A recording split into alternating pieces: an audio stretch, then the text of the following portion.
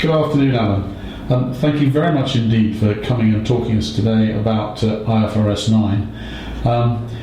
It's perhaps an important new piece of legislation, but would you like to tell people why you think it's so important?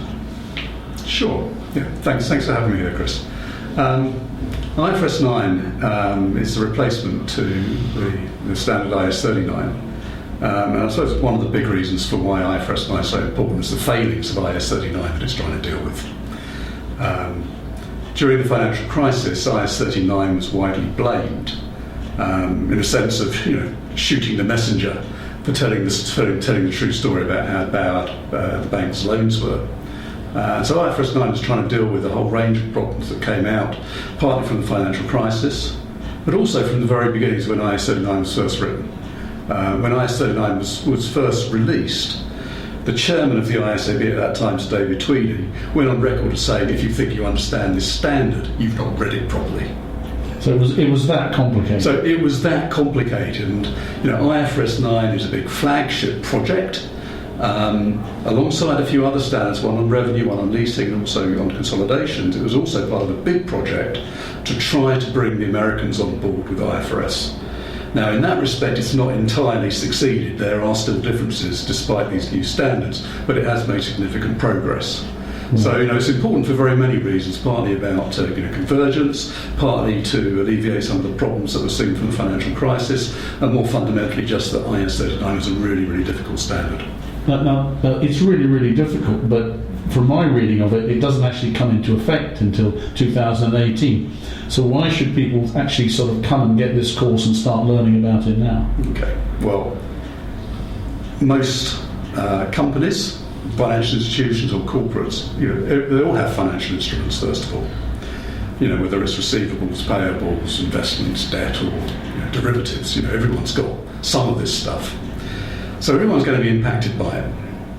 The changes, which I think you're going to ask me about a bit later on, are pretty far-reaching. Right. There's a lot of change going on, and although you might argue, well, it's just about it's about accounting stuff, and how difficult can that be?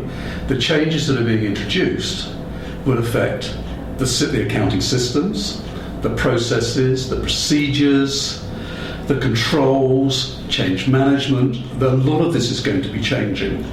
And so when you then count back and say, well, okay, it's not until 2018, what does that really mean? Well, 1st of January 2018, you need to be accounting for all the stuff correctly through 2018. If you're doing quarterly reporting, as all the big banks will be doing, that means Q1 of 2018, they've got to have this right. And they've got to have comparators. And now this is the issue. This is an interesting issue. Okay, because the standard says it needs to be adopted retrospectively, but it gives you an option as to, well, you've got to do retrospective adoption, which means you've got to measure and account for everything correctly at the right date. You do have a decision to make, which is a fundamental decision, about whether or not you're going to restate comparatives, because it allows you the choice. Okay, so you think, okay, well, maybe I can make things easier by taking the choice of not restating the comparatives. But then you've got to think about, well, these are large banks. What are your peers going to be doing?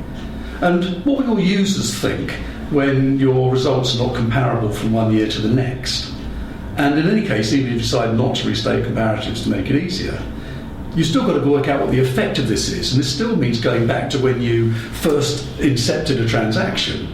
Right. And so you're collecting data from now, and because we're talking about systems and process changes, right, and we know how long those take to put into place. So quite frankly, if you've not started already, you're going to really struggle. Absolutely. So, following on from that, what's the real fundamental difference between IAS 39 as was and the new IFRS 9? Okay, there's really three key areas where it differs. All of them complex. The first one is in the whole recognition and measurement of the financial assets.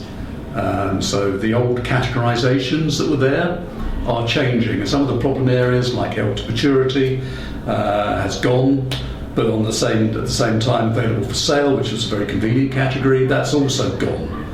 And instead of having sort of fairly simple rules around how you determine which category the transactions go into, you've now got a lot more subjectivity to demonstrate what your business model is and the type of transactions that you're accounting for under the different classifications. So that's the first area, so that's fundamental. The second one is to do with loan loss provisions. We move away from the old incurred loss model under IS39, which is the thing that was so widely criticised during the financial crisis. You couldn't set up a loan loss until the loss had actually occurred, and we now move to an expected loss model, which is going to result in a whole load of new systems to try and work out what are the expected losses at the time you first give the loan, and then keep tracking that and adjusting your provisions throughout the lifetime of those. So that's all new. That's very fundamental.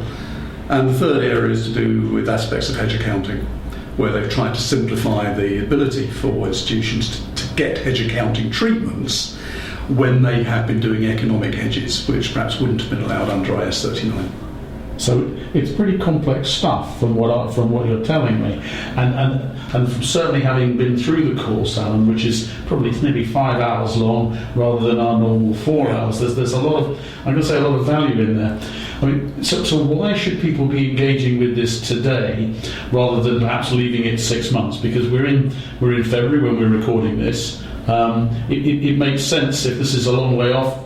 Why buy the course now? Okay. Well, I think as I mentioned earlier, it's a very complex standard.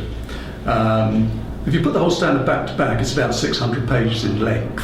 Wow. Okay. And we know that there's this decision about whether or not you're going to do full retrospective adoption with restatement of comparators and so on, and the impact of all the systems and processes and controls that need to be changed. And I would just say, if you think you can do that quickly or with a quick read of the standard, it's not going to happen. And so, this course is there to help prime that.